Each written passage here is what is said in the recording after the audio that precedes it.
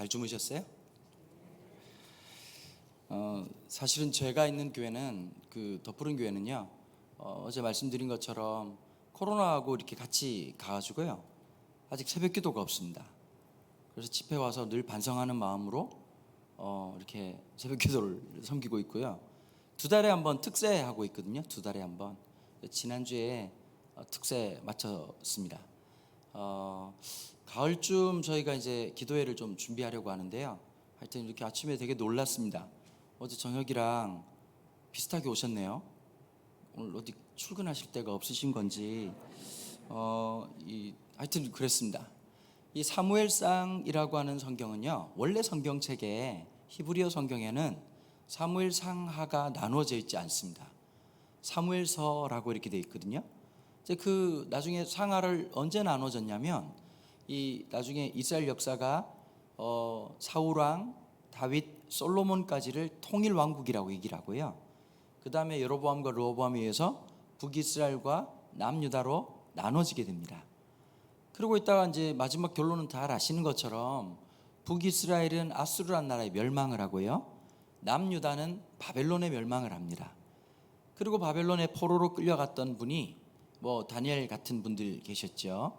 그리고 이제 바벨론이 영원할 줄 알았는데 바벨론이 페르시아란 나라에 멸망합니다. 페르시아는 또 누구한테 멸망하냐면 우리 학교 다닐 때 다 한 번씩 들어보셨을 건데 알렉산더 대왕이라고 하는 분 들어보셨죠? 못 들어보면 지금 들으면 되죠. 그분한테 이제 멸망을 합니다. 그래서 보통 이제 알렉산더 대왕의 제국을 그리스 제국이라고 하기도 하고요. 그걸 한자로 하면 히랍이라고 하기도 하고 헬라 제국이라고 말하기도 합니다. 원래 이제 이 그리스라고 하는 나라를 특별히 이제 알렉산더 대왕을 가만히 보시면 전쟁도 무척 잘 수행을 했지만 좀 무자비한 데도 있었고요. 학문에 대한 조예가 굉장히 깊었습니다. 그래서 이분이 대학과 도서관을 최초로 만들게 되죠. 그리고 자기 고향 이름을 자기의 이름을 써가지고 이름을 바꿔버립니다. 알렉산드리아라고 이렇게 바꾸고요. 거기에 최초의 대학과 도서관을 만들었다. 한 번 정도는 아마 들여보실 만한 이런 내용들인데, 도서관은 뭐가 필요하죠? 책이 필요합니다. 그래서 고대 서아시아 지역에 있었던 고대 문자로 기록된 거의 모든 책들을 그리스어로 번역을 하게 됩니다. 그때 번역의 대상 중에 하나도 히브리어로 기록되어 있던 구약 성경이 있었죠. 그래서 이제 그다음 원래 성경책은 제목도 없어요. 창세기, 출애굽기 없거든요. 근데 이제 왜 없느냐면 당연히 이제 히브리인들 같은 경우에야 성경은 늘 가까이 대하는 것이니까 마치 첫 번째 단어, 책의 첫 번째 단어 내지는 첫 번째 문장을 제목처럼 사용했단 말이에요. 근데 그리스 사람들은 성경에 대한 이해가 없잖아요. 그래서 이제 그리스 문화에 적당한 제목을 붙이기 시작했던 겁니다. 또 하나는 그러면서 이제 성경책 구조도 이제 순서도 조금씩 바뀌게 되었습니다.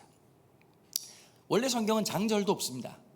그런데 이제 마소라라고 하는 학파에 의해서 장과 절도 나눠지게 돼. 요 정도만 이제 새벽에 더 많이 말하면 안 그래도 머리 아파 죽겠는데 저 무슨 말 하는지 못 알아듣잖아요.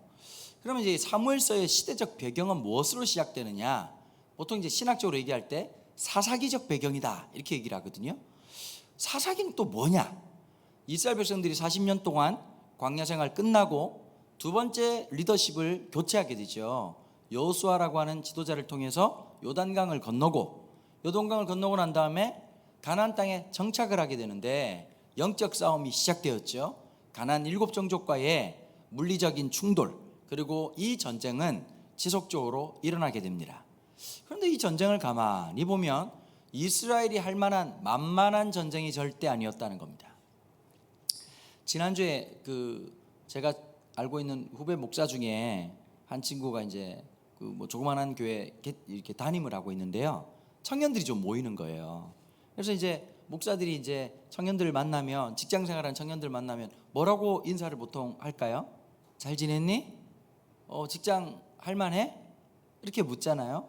그러면 뭐라고 일반적으로 답변을 할까요? 예, 목사님, 하나님 은혜로 잘 지냅니다. 그러니까 잘 지내라고 하는 말은 무슨 뜻이냐면 잘 지낸다고 말해봐 이런 뜻이거든요. 복잡하게 자꾸 말 섞지 마라. 근데 이 청년이 똑부러지게 이렇게 얘기를 한 겁니다. 잘 지내? 할만해? 그랬더니 청년이 아니 목사님, 세상에 할만한 일이 어디 있어요. 다 악으로 깡으로 버티는 거죠. 그게 맞는 것 같아요. 여러분, 사실 여러분, 우리가 살아가는 삶은요, 할만해서 하는 게 아니라 하나님 은혜로 버티는 겁니다. 목회도 마찬가지인 것 같아요. 여러분, 남들이 볼 때는 그냥 술술술술 풀린 것 같지만 그 사람 인생 속에서 수많은 도전과 응전이라고 하는 반복되는 역사가 끊임없이 일어난단 말이에요. 학교 다니기 좋아하는 사람들이 있습니다. 학교가 쉬웠을지 모르지만 인생은 힘들게 마련이고요. 여러분, 연애는 참 행복하고 즐거울지 모르지만 결혼 생활은 절대 만만한 게 아닙니다. 그렇지 않아요? 그죠? 연애할 때 하나님 어떻게 하시죠? 서로가 눈을 가려주십니다. 결혼하면 어떻게 하시죠? 영적 라식 수술을 해가지고 못 볼 꼴을 다 보게 하신단 말이에요. 여러분, 부부 사이에 뭘 발견하십니까? 두 가지를 동시에 보게 해주시는 것 같아요. 사랑을 할 때 어떻게 될까요? 저 사람 참 이쁘다, 저 사람 참 멋있다. 여러분, 그 원초적인 부분 속에 하나님께서 숨겨놓으신 게 하나 있어요. 저나 여러분들에게 주셨던 하나님의 아름다움, 그리스도인의 미학. 여러분, 살면서 제일 멋있는 사람은 어떤 사람들일까요? 아름다움에 대한 눈을 가지고 있는 사람들입니다. 야, 참 봄은 아름답구나, 여름은 아름답구나, 가을도 아름답네, 야 겨울은 참 아름답다. 그런데 그런 사람 잘 없습니다. 여름 되면 뭐라고 얘기할까요? 더워 죽겠다고 얘기합니다. 그러고는 오지도 않을 겨울이 빨리 왔으면 좋겠다라고 말하거든요. 그러면 그 인간들은 겨울 되면 겨울을 만끽하느냐, 빨리 봄 와가지고 여름 왔으면 좋겠다라고 하는 말하는 인간들이 있거든요. 여러분, 그런 분들 정말 재수없는 인간들입니다. 밥 먹을 때 음식점 가가지고 아우 너무 맛있다 이렇게 하는 사람이 좋으세요? 아니면 내가 딴 데 가봤지 않요? 거기가 훨씬 맛있어? 조댕이를 때려야 됩니다.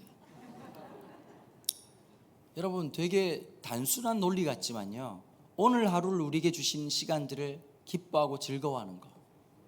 우리 김현자 누님이 불렀던 노래 제목 중에 아모르 파티라고 하는 말이 있습니다. 들어보셨죠? 그 아모르 파티가 아니고요, 그게 아모르 파티라고 얘기를 해야 정확한 발음입니다. 이 아모르 파티가 누가 얘기했냐면 목사님들이 주구장창 욕했던 철학자가 한 명 있습니다. 아버지는 목사고 독일의 아주 똑똑한 놈인데 발랑 까져가지고 신은 없다라고 말했던 니체라고 하는 분이 계시거든요. 우리가 너무 니체라고 하는 사람을 굉장히 안 좋게만 생각을 하는데, 물론 이제 신앙적 측면에서 보면 나쁜 놈이죠. 그런데 여러분, 니체가 굉장히 깊이 있는 사람이었거든요, 철학적으로. 그러니까 이제 독일 철학의 근간을 만든 분이고 굉장히 깊이가 있어요. 그분의 철학 중에서 제일 중요한 게 아모르 파티예요. 오늘을 행복하게 즐기는 것. 그 철학이라고 하는 관념이 아니라 오늘을 즐기는 것. 까르페 디엠 뭐 이런 말, 죄송합니다. 뭐 쓸데없이 뭐 이렇게 되게 어려운 말 했네요. 그런데 여러분, 하나님께서 오늘 우리에게 주신 오늘 하루를 행복하고 즐겁게, 고난 속에서도 그 미학적 아름다움을 가지고 살아가는 것. 연애라고 하는 게 그런 거예요. 하나님이 한 사람 한 사람에게 아름다움을 다 다양하게 주셨어요. 그걸 한순간 사랑이라고 하는 안경을 통해서 보게 하시는 거란 말이에요. 근데 문제는 뭘까요? 아름다움만 있지 않아요. 인간이 아담 이후로 다 타락을 했습니다. 그래서 우리를 뭐라고 성경은 말하고 있냐니까 죄인이라고 얘기하는 겁니다. 여러분, 예수 믿는 사람들이 자꾸 까먹고 살아요. 우리가 죄인이라는 사실을요. 우리는 어떤 존재지요? 용서받은 죄인이에요. 그걸 신학적으로 의인이라고 표현하는데요, 참 역설적이죠. 여전히 죄인이지만 용서받음이라고 하는 예수 그리스도의 보혈의 피로 용서받았다는 하나의 이유로 하나님께서 우리를 의롭다고 불러주신단 말이에요. 무슨 말이냐면 인생이라는 게 그런 것 같아요. 상대방의 아름다움을 보게 해주시는 것 같아요. 어떤 날은 연애 초기에는 예뻐서 잘생겼어. 그런데 이제 20년 지나고 30년 지나고 40년 지나니까 어떤 게 있느냐, 더럽게 미워요. 죄인 중에 괴수라고 하는 사실을 뼈저리게 느낀다고. 그죠? 저 인간이 지옥 안 가고 천국 가는 건 주의 놀라운 은혜라는 사실을 뼈저리게 느낀다고. 근데 또 그러다가 살면서 언뜻 또 뭐 보게 하시죠? 그 사람의 또 다른, 단순히 얼굴로 이쁘고 잘생기고 이런 모습이 아니라 하나님 주신 또 귀한 모습을 보게 해주실 때 아주 찰나적이고 너무 짧아서 감동을 느낄 만큼도 시간이 안 되지만, 자, 우리에게 참 어렵고 힘든 일들이 끊임없이 있어요. 그러면서 다들 뭐라고 생각할까요? 내 인생 왜 이렇게 힘든가? 내 삶은 왜 이렇게 고통스러운가? 참 쉽지 않고 어려운 일들이 많죠. 근데 그 가운데서 뭘 말하느냐? 우리가 만만한 적들은 아무도 없어요. 할 만한 일은 아무것도 없어요. 그래서 항상 깨닫게 해주시는 거예요. 문제가 커 보이느냐? 하나님이 커 보이느냐? 하나님이 커 보이면 신기한 게 있습니다. 문제는 문제가 되지 않습니다.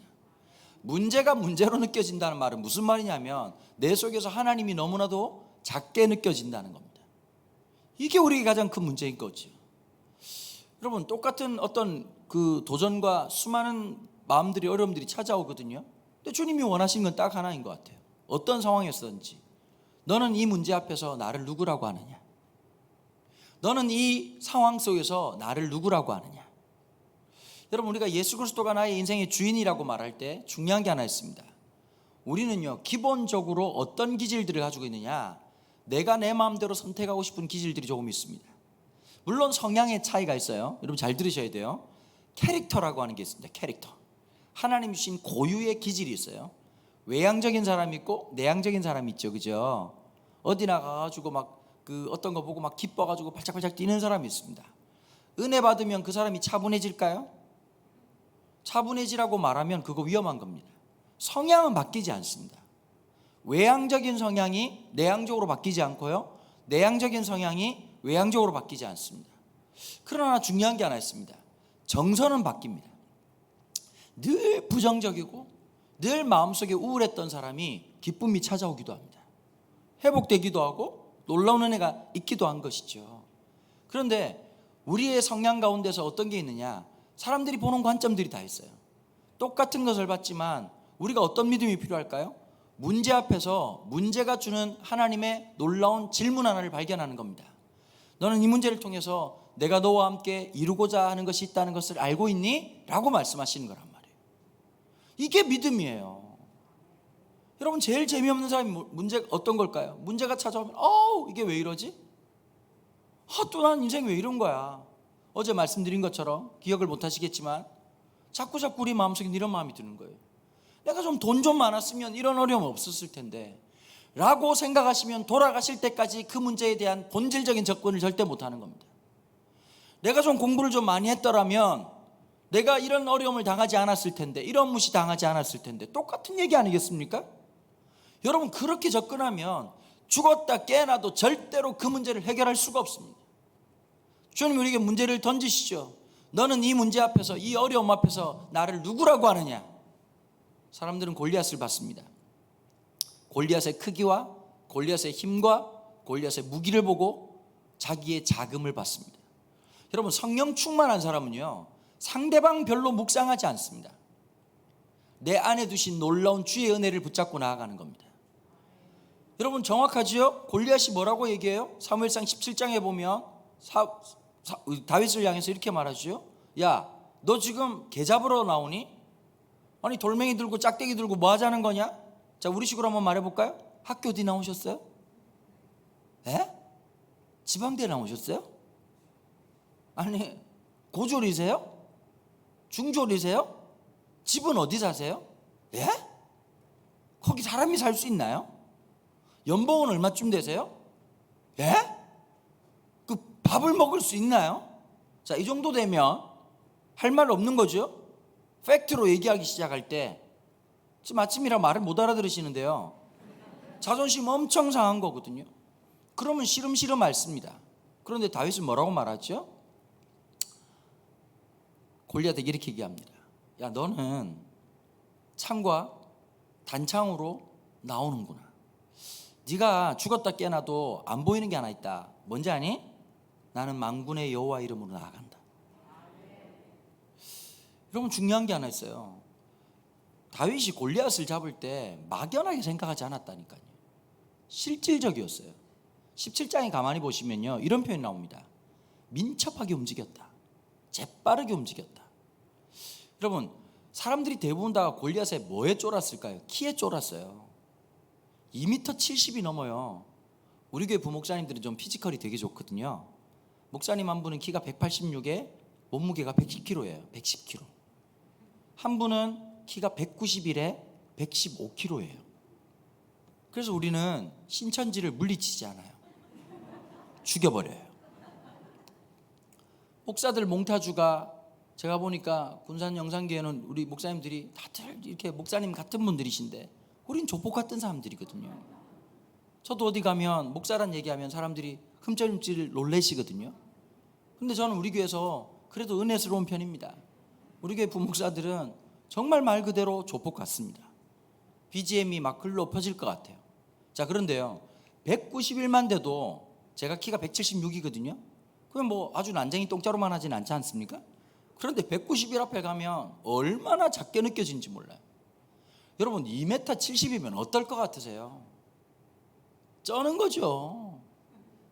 여러분 키에 쫄지만 살아가면서 그럴 때가 있잖아요. 야, 저 사람은 자산이 몇백억이 넘는데. 여러분 제가 돈 버는 법 알려드릴까요? 돈 쉽게 버는 법?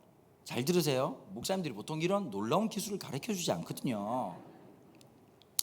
서울 강남에 가세요. 가셔가지고, 강남이에요, 딴 데 가시면 안 돼요. 강남에 가셔가지고 자이 아파트를 사세요. 그거 한 50억 하거든요. 50억 다 주머니에 다들 그 정도 돈은 가지고 다니시잖아요. 그걸 사시면요 1년에 5억씩 올라갑니다. 제가 알려드렸어요. 돈 쉽게 버는 법. 그러면 1년에 5억이 오를 때마다 저를 기억하시고 도와주세요. 여러분 세상은 돈 있는 놈이 돈을 가지는 세상이에요.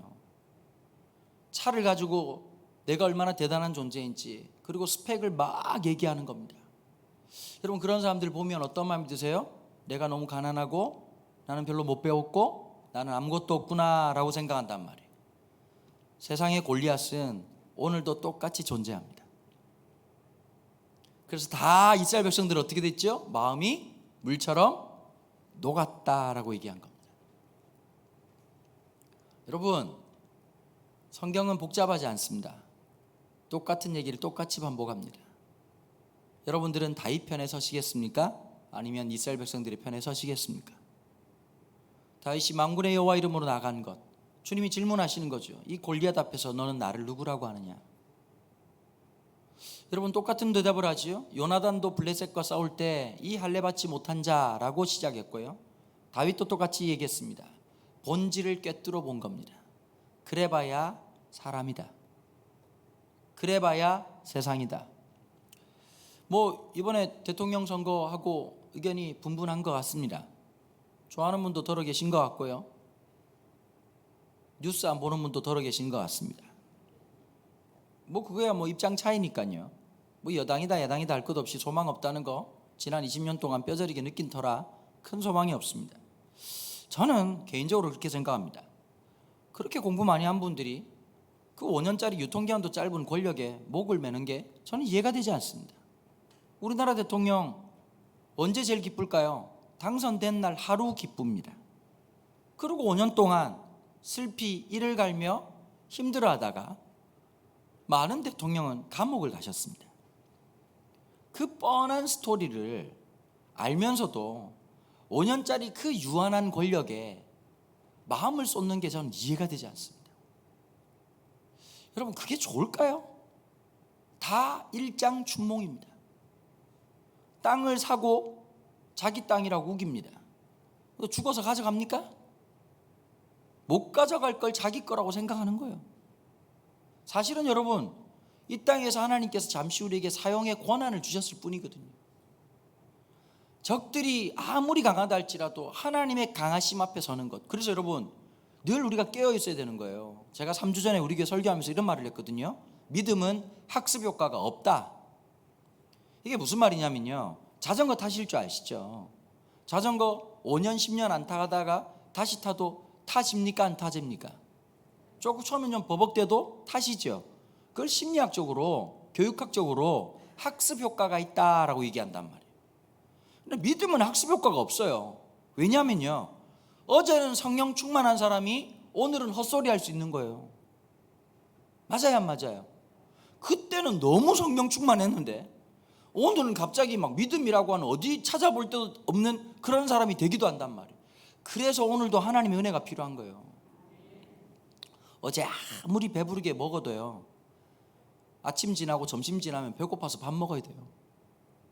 그게 우리의 존재예요.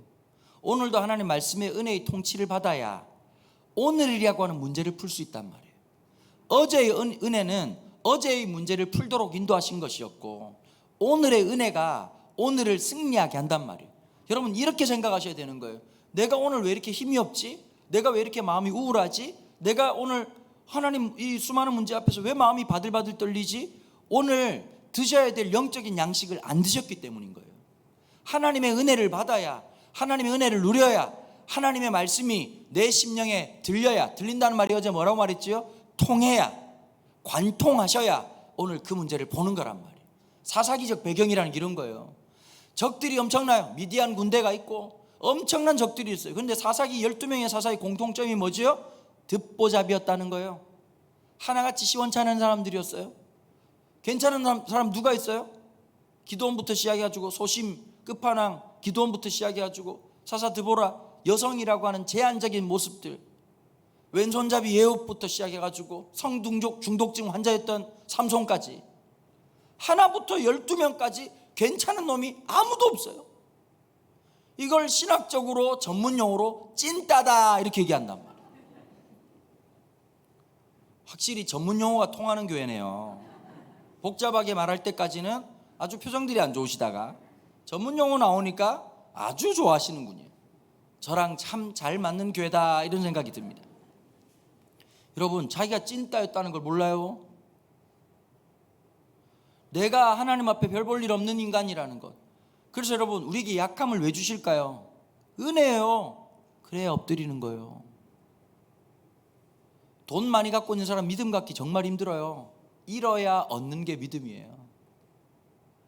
여러분, 참 신기하잖아요. 내 힘이 사라져야 엎드려요. 그러니 여러분, 될 수 있으면 힘 빼세요. 힘 주고 살지 마세요. 주님께 맡기세요. 내가 왕 되려고 하지 마십시오. 그리고 결론부터 말씀드릴게요. 목사님 말씀 순종하세요. 제가 보장하는데요, 10년 동안 제가 목사님 봤잖아요. 진짜 여러분들 득템하셨습니다. 귀한 목사님이세요. 참 마음속에 목양하는 마음이 있는 분이고, 정말 이찬수 목사님한테 좋은 영향력 받고, 물론 여러분들은 렛대로 보고 뽑았겠지만 그런 것 치고도 득템하신 겁니다. 여러분, 하나님이 김현옥 목사님 보내신 거 믿으시죠?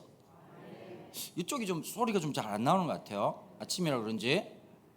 여러분, 하나님께서 우리가 뽑은 게 아니라 하나님이 보내셨다고 믿으세요? 원래 우리 장로교는요, 목사님을 모실 때 청빙합니다. 초청하는 게 아니라 청빙입니다.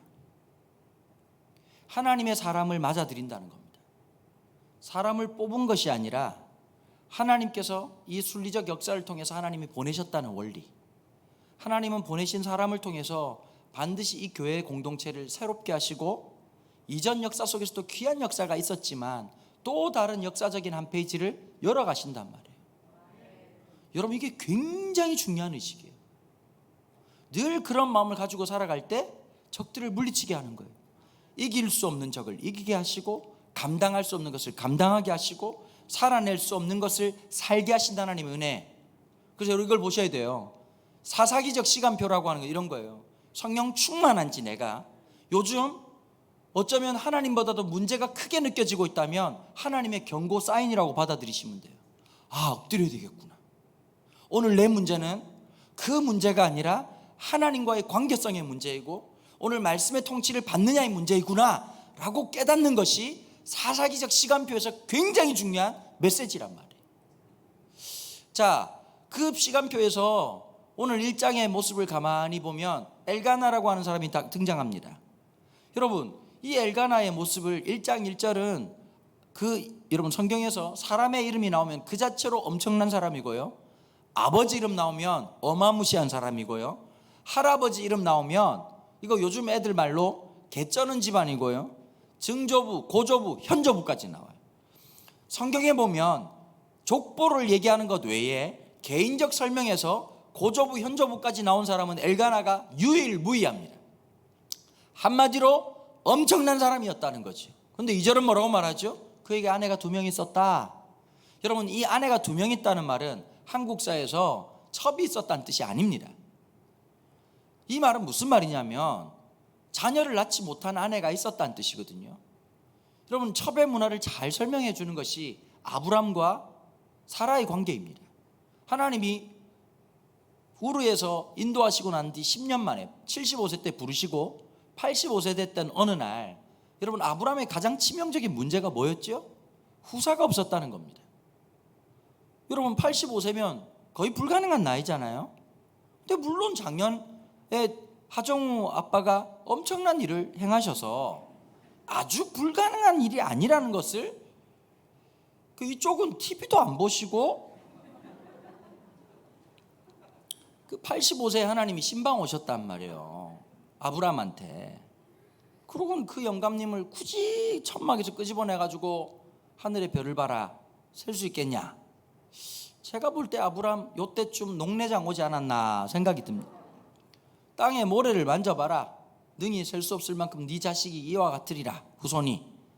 나는 아브람이 참 멋진 사람이에요. 착한 사람. 못된 놈은 이렇게 말했을 것 같아요. 하나님, 땅에 모래고 나발이고 일단 한 놈을 주시고 시작하십시다. 내가 지금 85이요. 근데 그 얘기를 딱 듣고 있을 때 가장 마음 아플 사람이 누구였을까요? 아브람이 아니에요. 아브람이 애 낳는 거 아니잖아요. 아브람 힘 줘봐야 똥만 나옵니다. 누가 낳아야 돼요? 아내 사라예요. 너무 마음이 아픈 거예요. 내가 자녀를 낳지 못한다는 것이. 그래서 자기의 몸종 하갈을 깨끗하게 단장해가지고 이쁘게 단장해서 남편 아브람의 장막으로 넣어줍니다. 여러분, 여성분들 어떠실 것 같으세요? 이 마음이 찢어지죠. 자, 한나는 자녀를 낳지 못하고 둘째 분이었던 분인나는 애를 낳는 거예요. 이거 진짜 힘든 거예요. 상대방은 너무 자연스럽고 아무 문제 없이 애들 키우는 거, 살아가는 거 그냥 순리에 따라서 잘 지나가는데, 결혼하는 것도 쉽지 않아. 애 낳는 것도 쉽지 않아.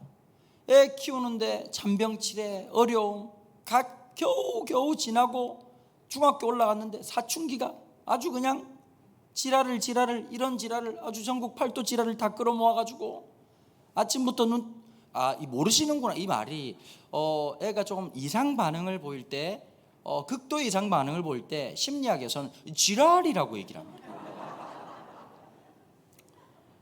전국 팔도 지랄을 다 끌어당겨가지고 GAB DNA부터 GME DNA까지 선조와 후조의 모든 이 지랄이라고 하는 걸 다 끌어당겨가지고 계속 아침부터 해질 때까지. 이런 인간들의 특징은 뭐냐? 일어나라고 하면 처자뻗어 자고, 자라라고 하면 잠이 안 온다고 말하는 썩을 인간들이 집집마다 하나씩 있으시죠, 그죠? 걔들 얘기하는 거요. 미쳐버릴 것 같은. 여러분, 이 한나가 얼마나 고통스러웠겠어요. 근데 더 대박은 이건 거예요. 우리가 낯선 하나님을 만납니다. 1장에서 하나님이 한나가 임신하지 못하게 했다는 거예요. 이런 거 안 해도 되잖아요. 그냥 한 발 빼고 하나님이 왜 한나는 임신하지 못했죠? 뭐 수면이 불규칙했다, 식생활 습관에 문제가 있었다, 이러고 발 빼면 되잖아요. 근데 하나님이 임신하지 못하게 하셨다는 거예요. 여러분, 이 하나님이 좀 낯설지 않으세요? 안 되는 것도 되게 하시고, 예전에 두날개 하셨다면서. 두날개 안 날아오르죠, 그죠? 바닥거리지만 날지를 못해요. 제가 비밀 놀라운 얘기 하나 해드릴까요? 김성곤 목사님 잘 아시죠? 사촌형이에요. 우리 고모 첫째 아들이에요.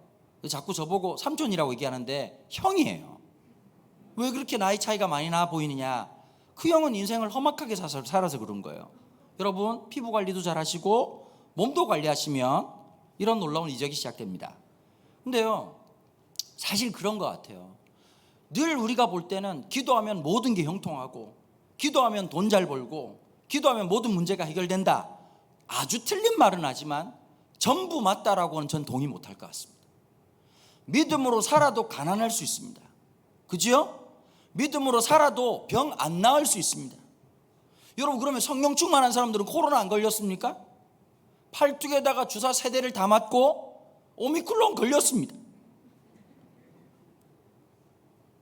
여러분, 그러면 성령 충만한 사람은 오미크론 안 걸렸다 그러면 그걸 뭐라고 말하냐니까 이단이라고 얘기합니다. 성령 충만하면 암에 안 걸립니까? 걸립니다. 어려움 있습니다. 여러분, 물론 우리가 기도할 때 하나님의 치유의 능력도 있고 하나님 회복의 능력이 있습니다. 그러나 모든 것이 다 그렇다라고 말하지 못하는 신비가 우리의 인생 속에 있다는 거예요. 남모를 얘기가 있다는 거죠. 어렵기도 합니다. 고통스럽기도 합니다. 한나는 이 마음이 너무 고통스러웠던 겁니다. 하나님, 왜 나는 안 되는 겁니까?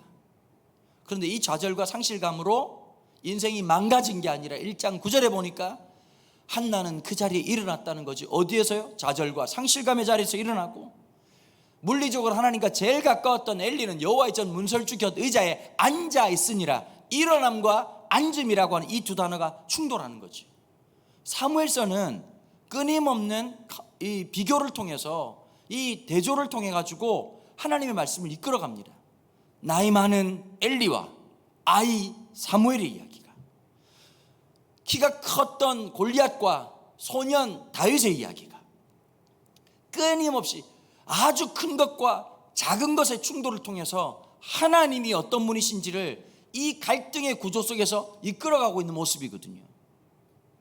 뭐 이 얘기 오늘 아침부터 새벽부터 다 할 수는 없겠지만 한나는 그 자리에 일어납니다. 그리고 기도합니다. 그리고 10절에 보니까 한나가 마음이 괴로워서 여호와께 기도하며 통곡하며 하나님께 기도하죠. 하나님, 저에게 아들을 하나만 주십시오. 그런데 이 아들을 주시면 그 아이의 평생의 삭도를 대지 않고 그 아이를 하나님께 올려드리겠습니다. 여러분, 한나의 기도는요, 자세히 살펴보면 아들 하나 주십시오, 삼신 할머니를 찾은 게 아닙니다. 하나님, 내 인생에도 하나님이 함께한다는 은혜의 증표를 좀 주십시오. 여러분, 기도 응답 받는다고 인생 해결되는 거 아니더라고요. 세옹지마, 그 문제 해결되면 또 문제 찾아와요. 그러지 않아요? 그래서 여러분, 사춘기 자녀 두신 분들은 누구한테 물어봐야 되느냐? 오은영 선생님한테 물어볼 게 아니라 내일 모레 돌아가실 것 같은 권사님한테 물어봐야 돼요. 권사님, 우리 애가 사춘기가 너무 심해요. 어떻게 하면 좋을까요? 그때 권사님들이 하늘의 음성을 들려주실 겁니다. 다 지나가. This is the voice of heaven. 이게 하나님의 음성이에요. 맞아요, 안 맞아요? 저는 묻고 싶더라고요. 원영 선생님 똑똑하시잖아요. 사자머리 하시고. 김창욱 교수가 그 얘기 하더라고요. 코로나 때 엄청난 강적이 나타났다. 원영 선생님 나타났다. 여러분, 그럼 원영 선생님 집안은 아무 문제가 없을까요? 뭐 우리 업계 얘기는 아니라서 좀 드리기가 어렵지만 이런 얘기가 있습니다. 다른 업계에 중이 지머리 못 깎는다라는 얘기가 있습니다. 우리 업계가 아니라서 좀 말씀드리는 게 목사로서 부적절한 것 같은데 아주 명언이 아닌가. 여러분, 그 집도 똑같은 문제 있을 겁니다. 각자가 감당 안 되는 수많은 문제가 있습니다. 하나님 앞에 엎드렸습니다. 저는 이 본문 볼 때마다요, 이 찬송가가 떠올라요. 너 예수께 조용히 나가 내 마음을 쏟아놓으라. 오늘 이 아침 기억하십시오. 문제가 커 보이십니까? 문제를 부르짖지 말고 하나님, 내 인생에 하나님이 전부가 되게 도와주십시오. 오늘을 살아갈 수 있는 오늘의 은혜를 좀 주십시오. 오늘을 이겨낼 수 있는, 승리할 수 있는 은혜를 우리 심령에 주십시오. 사무엘서의 역사는 자식 낳지 못한 한 여인의 부르짖는 기도로 시작됩니다. 오늘 이 아침 함께 우리가 기도로 열어가는 위대한 아침 되기를 주님의 이름으로 축원합니다. 제가 한번 동성으로 같이 기도하실까요? 하나님, 오늘 살아갈 수 있는